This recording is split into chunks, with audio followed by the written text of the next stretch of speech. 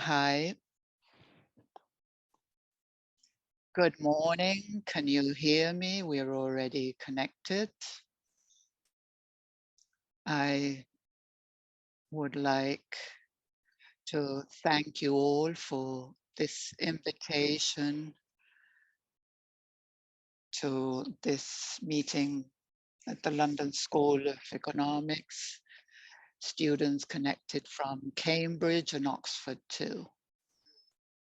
My greetings to Juan Pablo Rosado, President of the Latin American Society of the London School of Economics, to the General Coordinator, to Basilio, Alejandro Hernandez,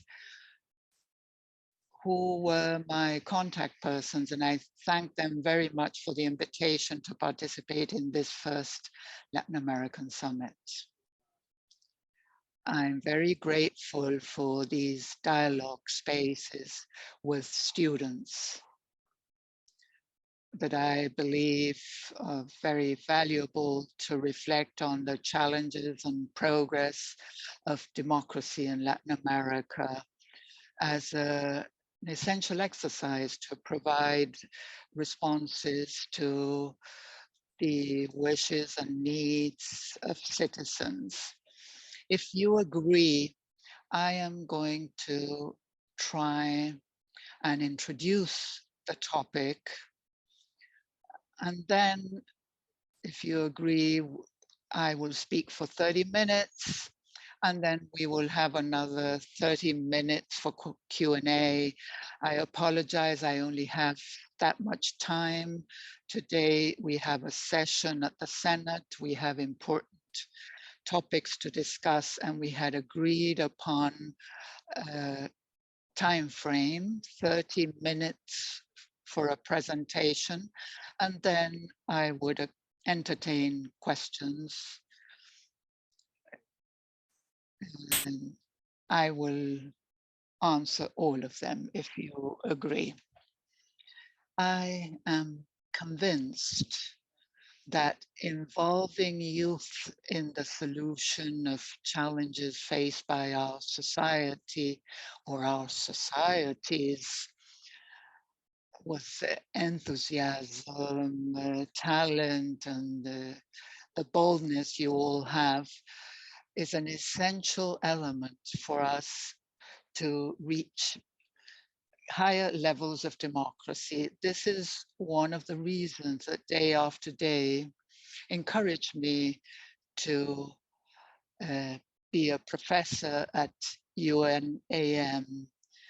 I teach the PhD students, and here at the Senate, we organize youth parliamentary meetings. Yesterday, we had a parliamentary meeting with the Ibero-American University, also with UNAM, University of Puebla, Zacatecas. We have youth parliamentary meetings from people across the country here at the Senate. The idea is to interact with them and that they get to know the work of those who are the architects, formulators of law, and how we interact with society. You who are outside our country, those who are Mexicans living abroad, and those from other Latin American countries living abroad, represent the future. Your countries or our country, we all face challenges. The amendment of the social contract in modern democracies is a topic that is discussed in many countries. And that is what I'm going to refer to today. During this century, the world is facing different tragedies to those in the past, such as structural inequalities that have led us to social polarization, global warming, and migration flows. Here in Mexico, 3 days ago, There was a forced entry in Chihuahua, Ciudad Juarez, of mainly Venezuelan migrants who forcefully entered the US. They were arrested, retained, but these are phenomena that have become more frequent after the pandemic, and regretfully, the costs are being absorbed mainly by the marginalized groups, historically speaking. The price is being paid by them. If we refer to a new world order, the question would be if social contracts should be renewed so that the foundational pact with citizens remains in force. I would like to mention my stance at this point. I support progressive constitutionalism.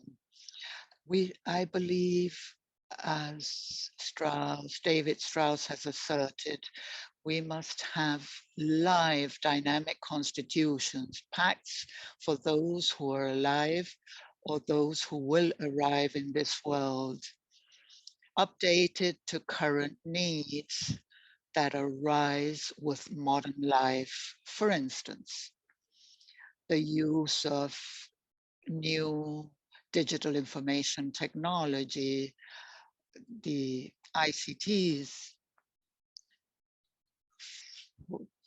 for those who who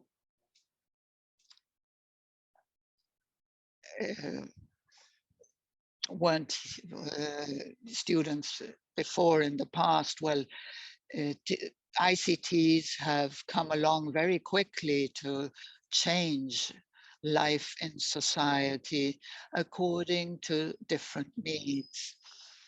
The way of communicating with one another has changed. Matthew, in its book on the anthropology of parliaments and democratic policy, written in 2021, defines that communication between political entities is more and more frequent on a digital basis. So I believe there is not only conventional power now, political, economic powers, government. Now there's a fourth power, which is that of the digital world combined with communication and the influence that it has on representative democracy. I'd like to recall the concept of social contract that has been in place for many centuries, where there's that relationship between governors and governments. And the precursors were characters such as Thomas Hobbes, or John Locke, or Rousseau, uh, John Jacob Rousseau, back in the 17th, 18th century. In the Leviathan, for instance, Hobbes spells out his thesis based on an anthropological pessimism in the phrase omni lupus. Uh, Mankind is a wolf of mankind or humankind, explaining that persons live in constant conflict and state of war. However, I believe we are all willing to waive rights in exchange for a pact ensuring life and the security and safety of our family and our goods, that gives rise to the social contract that you are well aware of and of what this entails. For Locke, however, the natural condition of individuals is equal freedom for all, and only when power is exercised based on the consent of these individuals, it will be legitimate. So there's no social contract vis-a-vis an absolute arbitrary power without any established laws in force. A few decades later, Rousseau criticized the hypothesis, revisiting Locke's notions and its contractual logic, stating that what humankind loses through social contracts is his or her natural freedom, and leading people to win based on civil and property freedom of the individuals in a society, in a social structure. From this assertion, one can infer that the social contract is a legitimation foundation for political legal power based on freedom as an expression of self-determination. In other words, that the social contract is essential to be able to ensure legitimacy, but in turn abiding by the law. You may recall Aristotle, who wondered, what's better, a government of the wise or a government of the law or a rule of law? After discussing it himself at his school, he said that what was more advisable for cities and for civilian population is to live within the rule of law, governed by laws.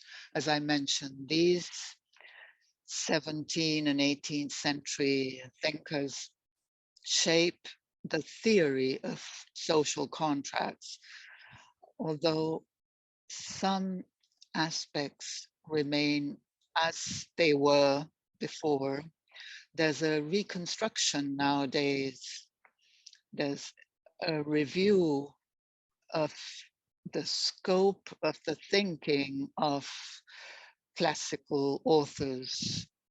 And day after day, all this is updated, and there are question marks, such as what is the validity of these postulates within the modern world or contemporary world, or what happens with the social contract when the government cannot ensure rights or fully meet citizen demands that are implicit in the contract, safety and security for myself, my family, my property. To put all these question marks into context, I would first like to mention some hard data, recent data on democracy. According to the report on democracy 2023, that's called, if I recall correctly, Challenges, that was published a couple of days ago by the Ubedem Institute. 72% of the world's population, that is close to 5.7 billion people, live in an autocratic world, which accounts for 46% of world GDP, almost half of the world's GDP, that is. And in 1978, there were only 25 countries living in such a regime. Nowadays, this figure has increased up to 56 countries, with overall levels of democracy stepping back in the last few years. And then, far from the democratic weakening, the Latin American region lives on a daily basis the questioning of their governments by citizens, since they cannot really meet all what they require, and they're asked to fulfill social contract in public spaces and elsewhere. Democracy has taken different approaches based on being the government of people for the people to a democracy of elites, as stated and defined by La Fuentes, where their representatives only seek votes to reach power and then manage campaigns as if there were performances or as if their speech escaped reality because of non-existent interests. Power is wielded based on apparently democratic principles, but which are actually not, or are only a simulation. According to this latest Latin American report from 2021, only 49% of people living in Latin America, less than 50% of people support democracy and consider that it is preferable to any other form of government. This is a reason for concern. There is a large percentage of people in the region who would prefer to live in a democratic or non-democratic regime, and it's the same for them. 1% considers that the government could be not democratic. This is a very sensitive situation, and what people are concerned about is their own personal situation, the lack of jobs, the lack of work, the lack of alternatives, unfair wages, lack of social inclusion, or lack of scale in the democratic process of the public sector. Nowadays, there is a latent challenge to the status quo and the need to adjust to the new political and social dynamics to avoid the loss of legitimacy of the foundational pact. That's why it is important not to lose sight of what is happening. This struggle is something that we cannot overlook. By the late 20th century, both technocracy and neoliberalism were positioned as the prevailing currents of thinking, as if they were the cornerstone of systems to fulfill the social contract. After this, inequality was experienced and poverty grew in our region. And in this century, the 21st century, we can see how this pair of technocracy and neoliberalism was not able to fulfill the yearnings and aspirations of Latin Americans, but also deepened inequalities, creating more precarious societies with few social rights, effective social rights, and citizens who increasingly mistrust their governments and public institutions. This break of the social contract was exacerbated by the arrival of corruption, unfortunately, except for very few countries of the region. we are above the 90th place in the rank of 180 countries evaluated in the corruption index of 2022.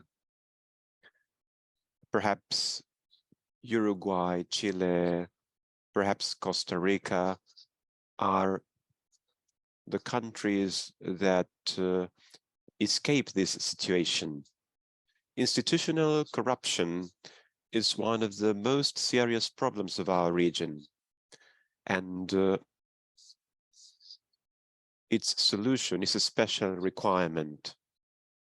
It is a determining factor that hinders and also creates problems to address the needs, the pressing needs of people. This is a sensitive topic that we experience, and we are fighting against that in Mexico. Corruption acts are the consequence, to a great extent, of the inability of governments. One of the greatest challenges of our democracy is that these institutions over time generated these complicity networks and corruption networks, and dismantling them and making them evident has been a gigantic task, a titanic task, because corruption became embedded in several places in the region. And this corruption process was accepted by many as natural. And we cannot accept it, and we cannot agree on that. But most of all, in this deliberative democracy, there is one thing that I am very worried about in the region, which is the excesses, the excess situations of countries that tend towards a leftist philosophy, but under these premises commit violations of all kinds. That's why I am concerned about our Latin American region. There are factors that can be useful to renew our social contract in a peaceful manner without the need of spilling blood or military coups, but through democratic electoral processes and parliamentary processes. First, through the creation and strengthening of participatory and deliberative democracy mechanisms with no barriers, with no obstacles, ensuring the transparency and the accountability of public institutions and of the men and women in power who lead the public agencies, and to achieve greater equality in the distribution of wealth through fiscal measures that will move towards progressiveness. Also, there has to be a balance between population sectors to strengthen the guarantee and fulfillment of human rights. That's why there is a need to understand that the pact has to be fulfilled by public powers towards society in a manner that is convenient for Latin America and its struggle to achieve this goal. We have to resort to a kind of not necessarily a more social democratic profile, without this being the ideal system. This is not the paradigm of development, but a progressive constitutional democracy This proposal of a representative democracy with a market economy and initiatives of the state to reduce inequalities must also encourage citizens to conceive of the state as an entity that will ensure the equality of rights and opportunities, and also as a promoter of solidarity among individuals. I want to stress this. To me, the key is the equality of rights and opportunities as a key component to renew citizens' trust in the contract, because we cannot deny this. We can see, for example, in Piketty's Capital, this was a book that I liked very much, Capital and Ideology. The neoliberal politics of inequality in the distribution of wealth and capital undermined the development of peoples, and it's time to correct it, I think. That's why I believe that attaining a platform of well-being and equality in Latin America is an essential condition to transform the current social pact. I say this because the role that legislative assemblies have to play is to give rise to a favorable renewal of this kind of proposals. Legislative powers as bodies of national representation are a key factor to maintain the social pact as valid under the logics of the legal framework of a country, promotes dialogue and agreement among the members of society with parliament, the legislative branch, and the other branches. Their diversity corresponds to the plurality and political sensitivity of people. That's why the legislative branches have to keep this social pact alive through their legislative activity on topics of citizens' interest, and they must also fulfill their role responsibly, controlling the other powers and ensuring balance and a proper system of checks and balances. That's why the role of representation of the different branches of government is the place that citizens can rely on to ensure the balance of government systems with a more modern view. So it's been already 30 minutes. I have many things to say, but obviously time is short. So if you agree, I am going to entertain questions from the audience. I will try to take most of them in the minutes I have left and to answer specifically. I would like the moderator to set the methodology for this, and it's a pleasure to greet you all. I hope you'll come soon to Mexico and that you are studying and fighting in your places to help your countries. Greetings and good morning. Thank you very much for this very enriching presentation for all those who have come from our countries of origin, and also students from Europe and the UK who are very interested in this region. And as you well know, this is the first Latin American summit because it's important to put on the table the discussions about the Latin American region here in Europe. So we thank the Senator from Mexico, and we will start with Q&A.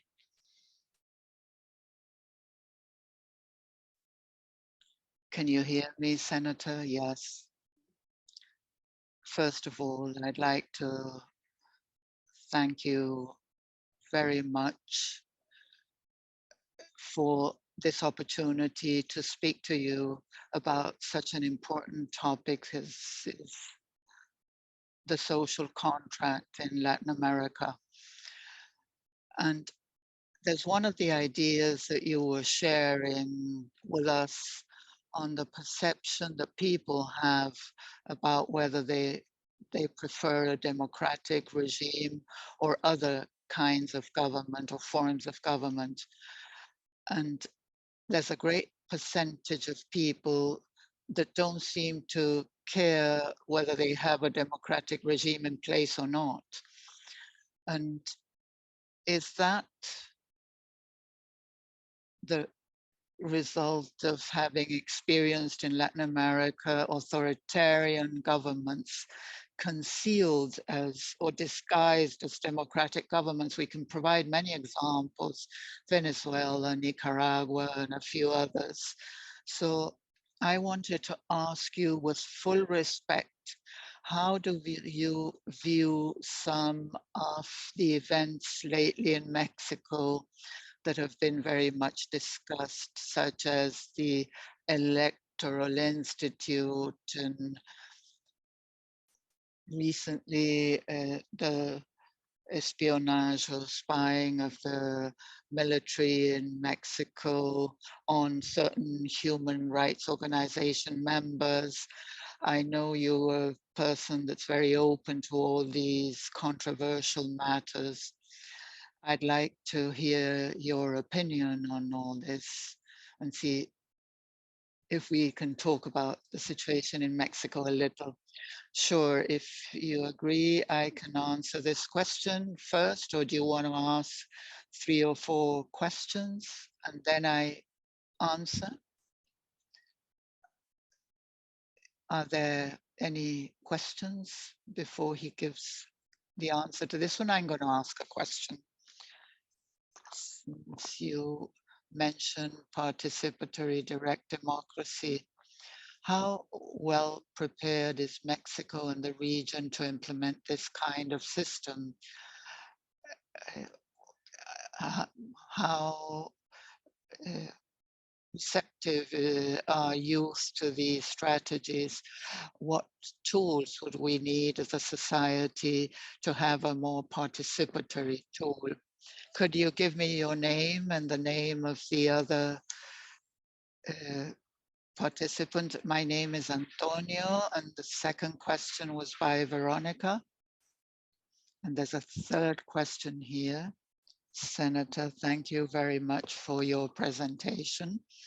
I would like to ask you, my name's Andres, revisiting the topic you mentioned, saying that the key to reinforce the social contract is equal opportunities and rights together with a redistribution of wealth. I'd like to touch on health. We have just gone through 3 years of the worst pandemic faced by humankind. And Mexico was in a transition of its system at the time. It was undergoing structural reforms. And with the pandemic, the out-of-pocket expenses are increasing.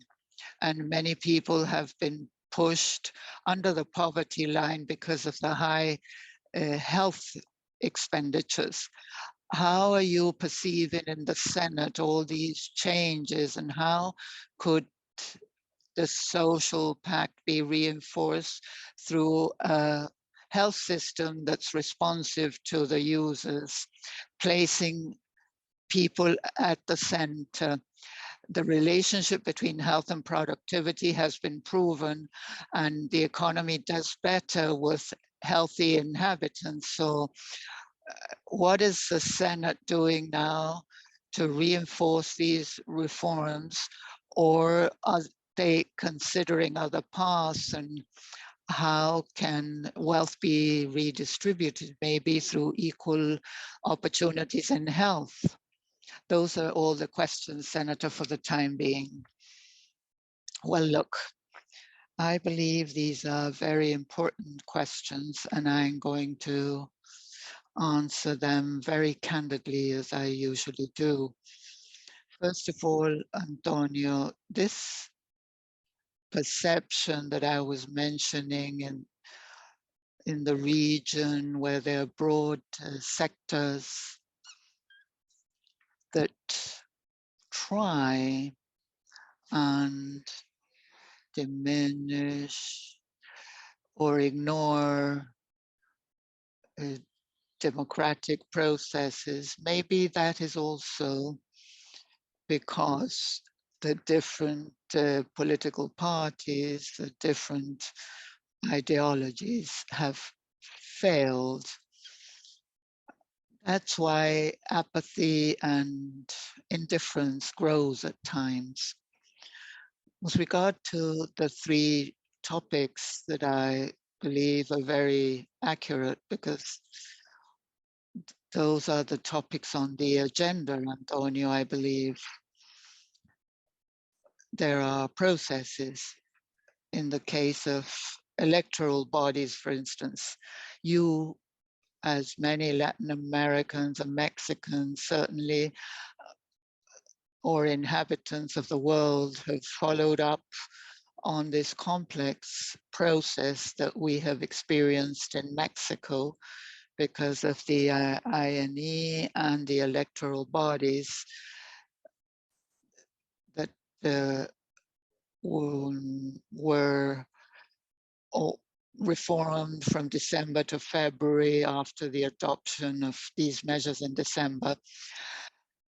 This was done through 6 laws within the electoral process that have brought about demonstrations in Mexico. And now I think that around 200 appeals have been filed to the Supreme Court of Justice, different political parties, citizens, and the electoral body itself have filed claims of unconstitutionality to do away with the reforms adopted by the legislative branch recently.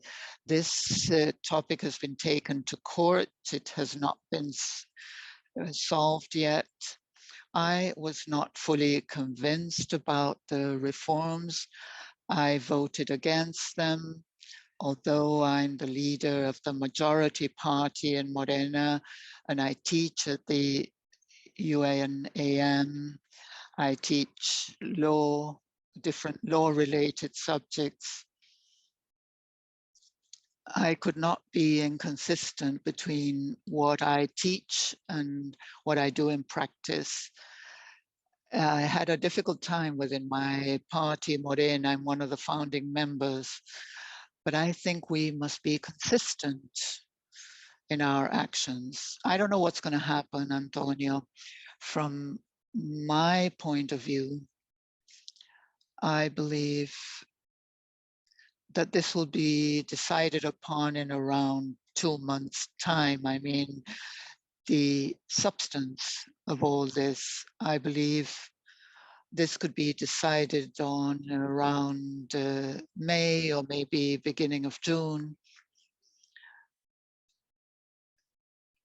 Once there's a decision made, the process will kick off. If part of the legislation or all of it is repealed, we must abide by the laws enforced before this amendment. And the court has a huge responsibility. 8 votes over 11 are required for this purpose. And the court justices are currently analyzing this. Recently, 4 days ago, an amparo, a federal judge, suspended the person removed by law as Secretary General of the electoral body, the INE. Although the substance of the amparo was not solved, this person has been suspended.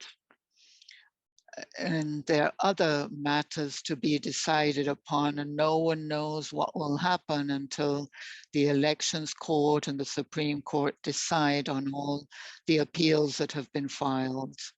The other topic you addressed, and although you're far away from the countries, there are no borders, you are very well informed about what's happening in Mexico.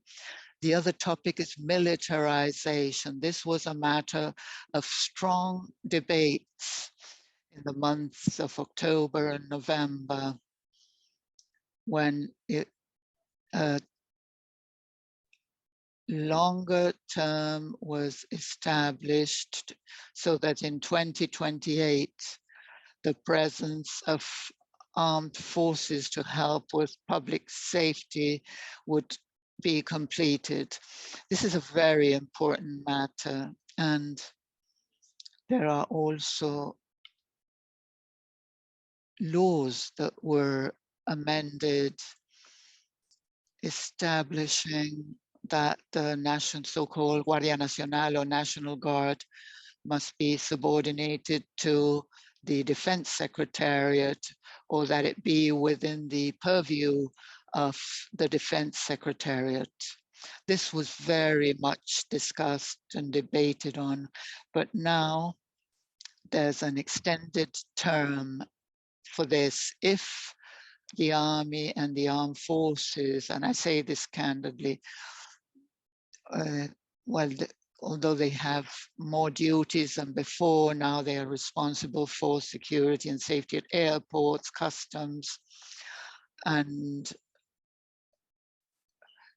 also the Tremaya, that is one of the most important works built in Mexico in the last few decades. This project down south that I fully agree with, but apparently there's a corporation been set up for the army to manage this railway, the Tren Maya. So Luis López Obrador, the president of Mexico, although he's abiding by the law, there's a sector that does not agree with giving more presence to the army in different sectors. Mexico is experiencing a very interesting stage of political transition. Antonio and all of you, of course, it's complex, a difficult process, but it's also a political transition process that started back in 2018. There are sectors that do not like the president's style. That is something that normally happens. But the party nominating the president is the Morena party that I belong to and founded. It was created or set up 8 years ago. And now it is ruling over 21 federation units, and the president has an impressive level of acceptance in some places, 60%, but in the south of our country, he's up to 70 or 80% of acceptance levels. And the other topic that you mentioned is also very interesting indeed, that of espionage, of spying. All of this is illegal. All espionage or spying is illegal. On the different occasions in which I've been a legislator, 3 times as a federal representative, and this is my 3rd term in office as senator, I've almost always been opposed to that. I've objected to that. And I've mostly been in the left-wing parties of Mexico, and very few times in the country's history I've seen such strength in a leader, in a president like Manuel López Obrador. He's a really passionate, and so also are all his supporters. On the 18th of March, President López Obrador is convening a meeting regarding the oil expropriation anniversary in Mexico. And I mention this because since I was in the opposition party, have suffered espionage by the government. And when we won in 2018, after 18 years of struggle, I could have shed tears because of this victory of many of us. And one of the things that I liked in all this is that I would no longer experience espionage on myself, my family, my children. And I believe and I hope that I haven't been spied lately. The fact that they were spying me saved my life on one occasion, because there were attempts to kill me.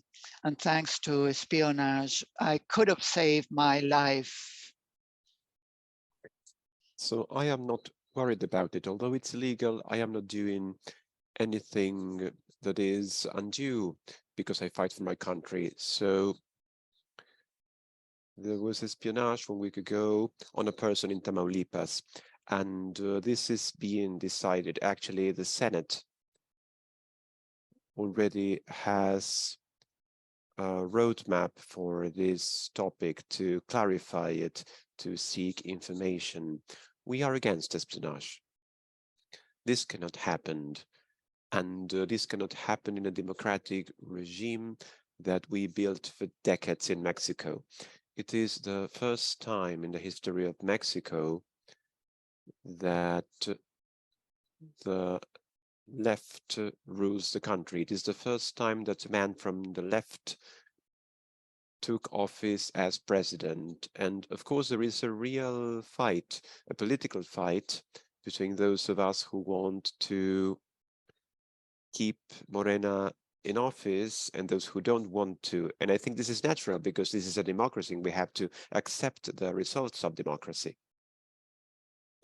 I'm sorry to interrupt, but I wanted to ask you if we could summarize the answer of the other two questions in only one, because we have to leave the room. So, okay, I will finish answering Veronica's question. So, direct democracy. I think that this is the true alternative. I trust it, and the state has to provide the conditions for this democracy. The only way to adjust our regime is by appealing to the population. And Ariel, I don't know if it was Ariel Garcia, equal rights and the distribution of wealth are fundamental. The pandemic created a deep hole and we have not been able to get out of it. A true process of regression. The pandemic also taught us some things that we have to foresee in the future, but it surprised us and it wreaked havoc in the economy, in social life, and in lives. Millions of people lost their lives. Many of our relatives are no longer with us. And to recover economically, socially, and culturally has been very difficult. I think that we have to innovate our government systems with our participation. I conclude my answers to the three questions this way. You know that being a parliamentarian sometimes is not a good thing to give answers in proper time, so I apologize. And I know that you're about to leave the room, but I can answer two questions if you have some time. I have to go to my session now, but I will gladly answer other questions. If there is a very brief question from the audience, we can take it. I think they understood that it's time to leave. So we would like to thank you on behalf of the Latin American team listening to you. Thank you very much for joining us in this first opportunity. Of course, we will invite you to future activities. Your talk has been very informative. We've touched upon many points, so please give our speaker a round of applause.